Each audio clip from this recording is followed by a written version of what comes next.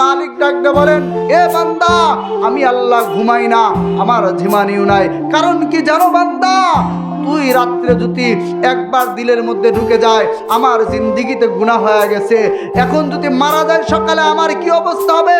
বান্দা, তুই রাত 3টার সময় উঠছো, আমাকে ডাক দিছো, মালিক আমি গুনাহ করছি 30 বছর 40 বছর, আমাকে মাফ করে দাও। বান্দা, ওই সময় যদি আমি রব ঘুমায় থাকি, তোকে কে মাফ করবে? তোকে কে ক্ষমা করবে? আমি আল্লাহ। এজন্য ঘুমাইও না, আমার তন্দাও নাই, আমার ঝিমানিও নাই। কারণ তুই আমাকে ডাক দিতে দেরি, আমি রব তোকে ক্ষমা করতে দেরি না। কিন্তু আজকে যুবক ভাই, মালিককে ডাক দেবো, এই সময় আমার হয় না। আজকে ব্যবসার পিছনে সময় দিতে যায়, নামাজ হয় না।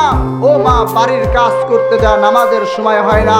কিন্তু মা, তুমি কি দেখো না, তোমার মতো হাজারো মা কবরে চলে গেছে, সংসার ঠিকই চলতেছে। ও যুবক ভাই, তোমার মতো হাজারো যুবক দুনিয়ার থেকে বিদায় নিয়েছে, তার ব্যবসা ঠিকই চলতেছে। তাহলে যুবক, আজকে ব্যবসার দোহাই দিয়ে, ও মা সংসারের দোহাই দিয়ে আর কত মালিকের নাফরমানি করবেন, আর মালিকের কত গুনাহ করবেন, আর কত মালিকের অবাধ্য হবেন? এজন্য বলি, এখনো সময় আছে। সময় ফুরায় গেলে মালাকুল মউত যদি একবার সামনে এসে যায়, আর হাজার কান্না করেও লাভ নাই। এজন্য বলি, সময় থাকতে আমাদের মুরব্বীরা বলেন, দাঁত থাকতে দাঁতের মর্ম বুঝতে হয়, দাঁত না থাকলে তখন মর্ম বুঝে আর কি হবে না, লাভ হবে না। হায়াত ফুরায় গেলে হাজার বছর কবরে কান্না করলে কোনো লাভ হবে না।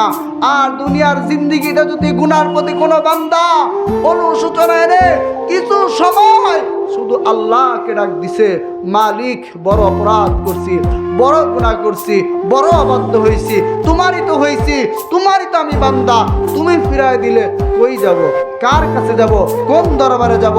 একটু বলেন না, দেখেন আমার রব মুহূর্তের মধ্যে আপনাকে মাফ করে দিবে।